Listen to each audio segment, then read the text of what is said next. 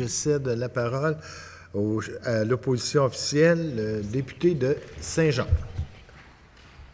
Merci, Monsieur le Président. Tout d'abord, on en a parlé un peu via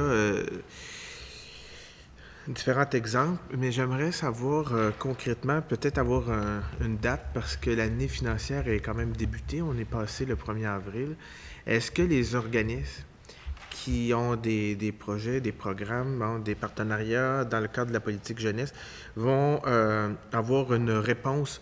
Est-ce qu'on sait quand ces organismes-là vont avoir une réponse pour leur financement? Parce que pour un certain nombre d'organismes, ça représente quand même des sommes d'argent à avancer et ils n'ont pas tous des surplus. Donc, Merci, Monsieur le député de Saint-Jean, pour votre question. Alors, j'inviterai Monsieur le Premier ministre à pouvoir répondre à la question du député de Saint-Jean. Alors, merci, Monsieur le Président. Effectivement, il faut voter les crédits. Hein. C'est là que ça commence et c'est ce qu'on va faire, j'espère, pour ce volet-là et pour les autres volets gouvernementaux également.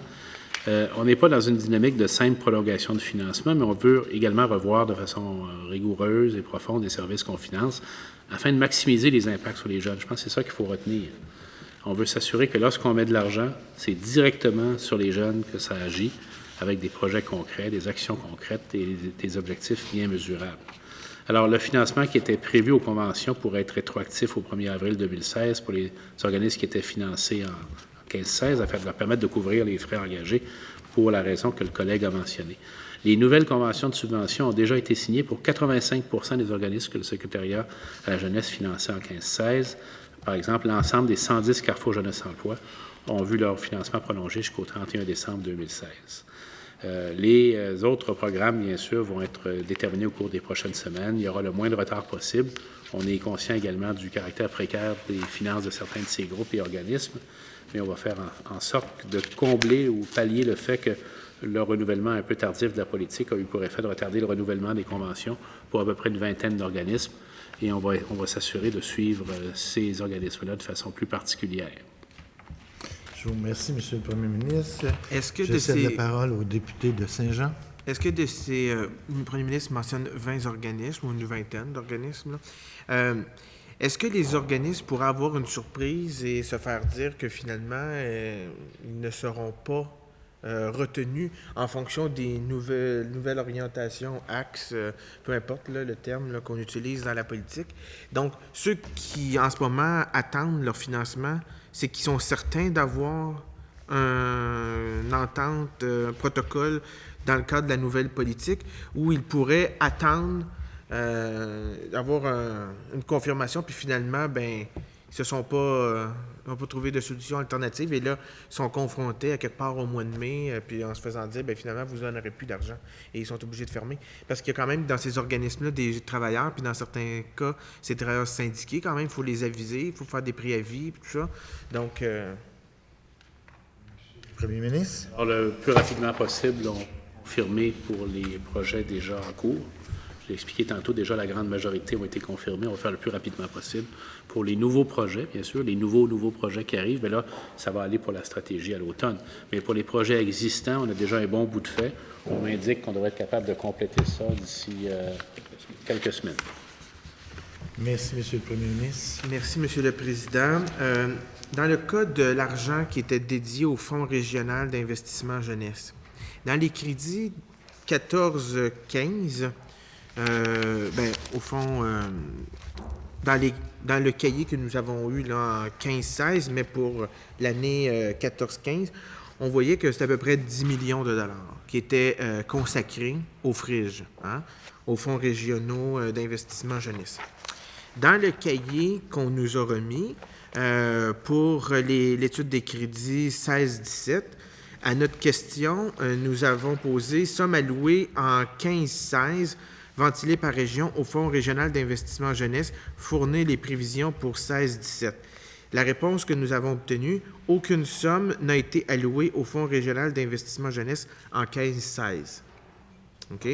Donc, ce 10 millions-là, le premier ministre tantôt a mentionné que l'argent qui était alloués à l'époque au Forum Jeunesse, tant le frige que les soi-disant frais de fonctionnement, mais on en a eu un débat assez longtemps l'année passée, qu'on ne reviendra pas sur cette question-là, sur les soi-disant frais de fonctionnement. Bon, mais ce 14 millions-là, pour 15-16, il est allé où? Monsieur le Premier ministre.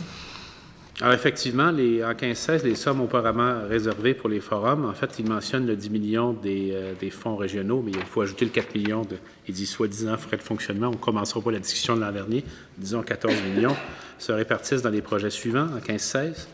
Le financement de l'expérimentation du projet Créneau Carrefour Jeunesse, 3,1 millions.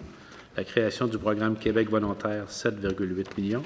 Le transfert de crédit au ministère de l'Éducation et de l'Enseignement supérieur pour le financement transitoire des instances régionales de concertation en persévérance. On vient d'annoncer leur renouvellement pour les prochaines années. Le financement supplémentaire octroyé aux Offices jeunesse internationaux du Québec pour bonifier et élargir la programmation. Transfert de crédit au ministère des Relations internationales et de la francophonie pour un partenariat avec l'OIF, l'Organisation internationale de la francophonie, en vue de profiter du partage des meilleures pratiques en matière de politique jeunesse dans les pays de la francophonie, 110 000 $. Le financement de la coalition montréalaise des groupes jeunesse LGBT, afin de soutenir la Maison l'Astérisque, dont la survie était à court terme menacée suite à la perte de son financement du Forum jeunesse de l'île de Montréal pour 35 000 $. Alors, je n'ai pas fait le total à mesure, mais je présume que ça arrive aux 14 millions en question. Mais au cours des prochaines années, et je pense que ce qu'il faut souligner, M. le Président, si vous me le permettez, c'est que le tableau de financement qui doit se retrouver dans le cahier des crédits qui m'a été reproduit ici, et c'est la première fois, et je pense qu'il faut le souligner, qu'on donne un horizon de 5 ans au financement des différents programmes. Il y a 5 programmes maintenant qui vont être financés. Ils sont tous itemisés dans le cahier qui vous a été transmis. Le programme de subvention aux organismes, bien sûr, qui est de loin le plus important. C'est presque 78 millions sur les prochaines années. Le créneau Carrefour Jeunesse Emploi, 15 millions chaque année, de façon récurrente. Logique, on en a parlé tantôt, 27 millions 800. Stratégie autochtone, 6 millions. Recherche et innovation, 2 500 000. Alors, il faut noter que là-dedans, il y a le Québec volontaire qui a commencé 7,8 millions en 15-16, qui va se continuer par la suite. Alors, il y a un changement de distribution de programmes, mais l'ensemble des 14 millions est entièrement réaffecté dans des projets concrets pour les jeunes, à travers ces différents créneaux-là. Donc, c'est un changement important, mais ce qu'il faut rappeler et souligner, c'est que c'est la première fois que le gouvernement du Québec donne un horizon de 5 ans au programme, au financement du programme, des programmes pour la jeunesse. Monsieur le député de Saint-Jean. Merci, Monsieur le Président. Donc, les montants, les sommes allouées que le premier ministre nous mentionne, c'est la ventilation pour l'année 15-16, donc l'année qui s'est terminée. C'est ma question. J'ai dit tantôt les 15-16, je les ai tous. Exact. Donc, je comprends que 7 millions qui a été investis dans Québec volontaire en 15-16. 8. Pardonnez-moi? 7,8. 7,8, bon, OK, on va l'ajouter, le 8. 7,8 millions pour 15-16, mais il a été annoncé dans la politique québécoise, on s'entend, le 30 mars? C'est-à-dire qu'il avait déjà été dépensé, le 7,8 7,8 a été dépensé en 15-16. Pour faire quoi? Parce qu'il n'était pas annoncé. Pour créer le programme. Qui va être dépensé sur 5 ans, avec 4 millions de plus chaque année pour arriver à 27 800 000. 7,8 millions pour créer un programme. Non. Déjà déployé et inscrit dans le financement pour les stages des jeunes. Il y a 4 millions qui s'ajoutent pour 1, 2, 3, 4, 5 années, 20 millions. 20 plus 7,8 égale 27,8. Mais tout ça, c'est pour des stages, des programmes, c'est pas pour des études. Là, ou des... Donc, le 7,8 millions de 15-16 va être, au fond, alloué en 16-17 ou suivant.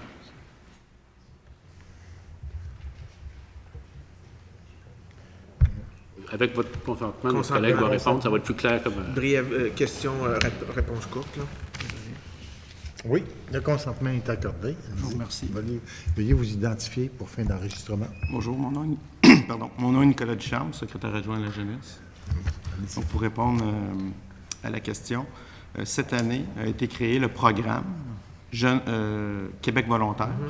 Ce programme-là dote la Fondation des Offices internationaux de la jeunesse, dote de 7,8 millions pour créer un programme de bourse qui financera 800 000 heures de volontariat dans les communautés au Québec, à partir des projets qui seront présentés par les organismes.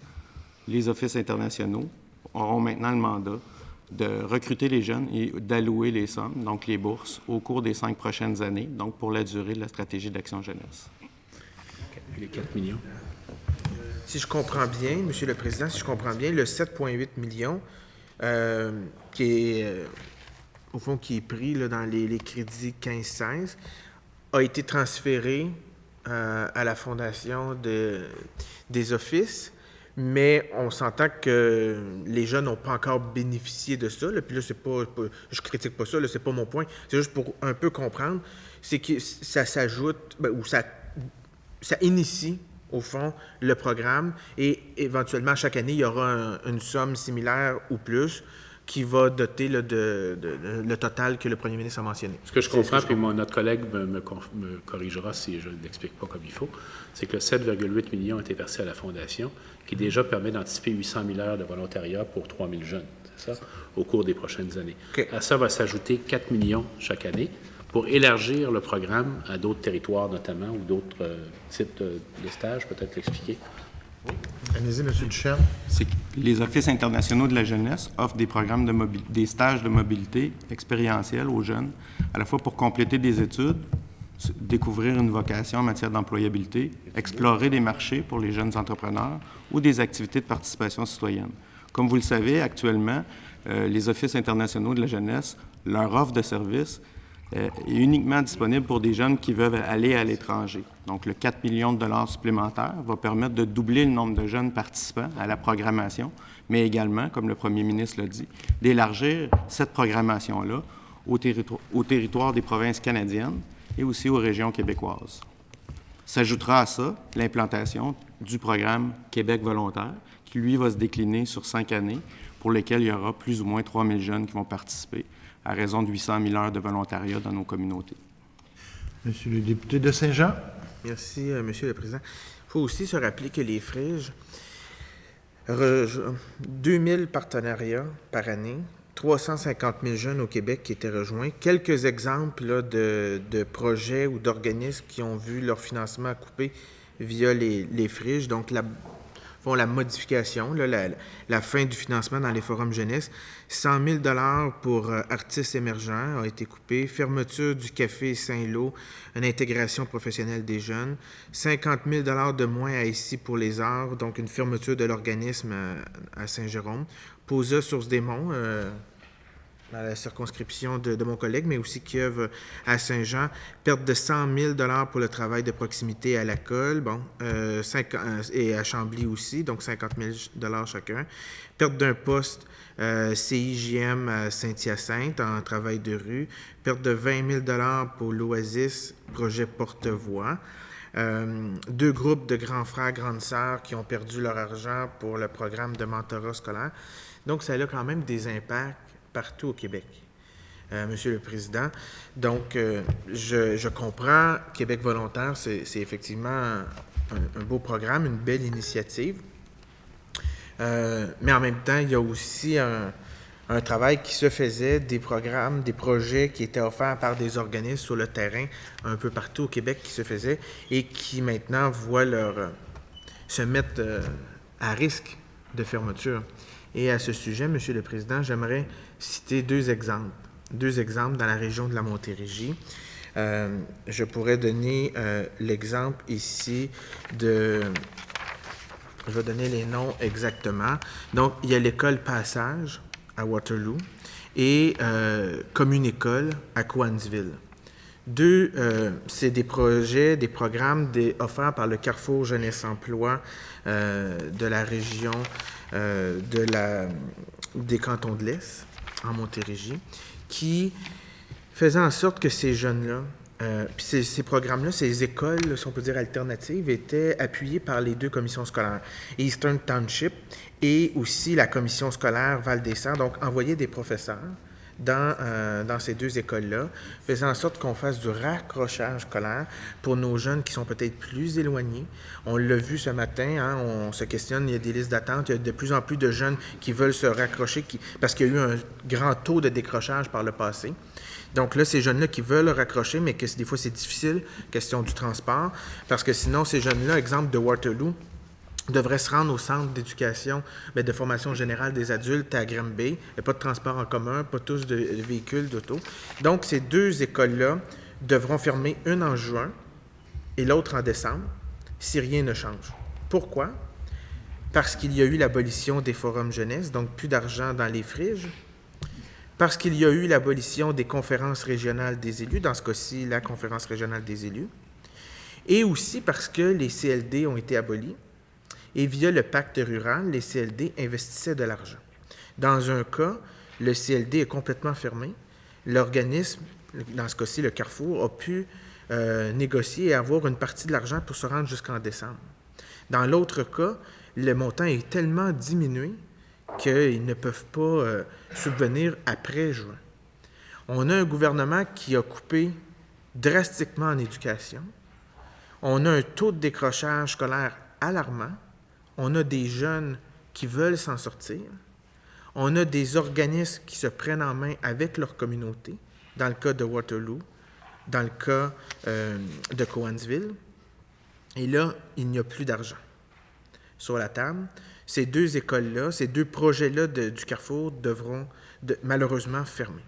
Qu'est-ce que le premier ministre peut offrir comme garantie pour que ces deux initiatives-là, qui fonctionnent, qui ont un taux de réussite pratiquement de 100%, c'est-à-dire que les jeunes soit obtiennent leur diplôme d'études secondaires à l'intérieur des murs de ces organisations-là, soit retournent à l'école à formation générale des adultes, soit se rendent en formation professionnelle. Pratiquement 100%.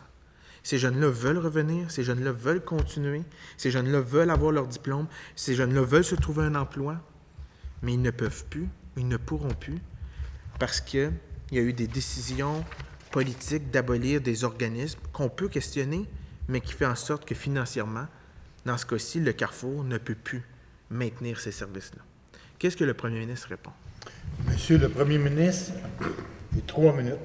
Ce serait tout à fait dramatique si ce n'était pas remplacé par de bons programmes également pour les jeunes directement à leur bénéfice. Je pense que c'est ça qu'il faut mentionner.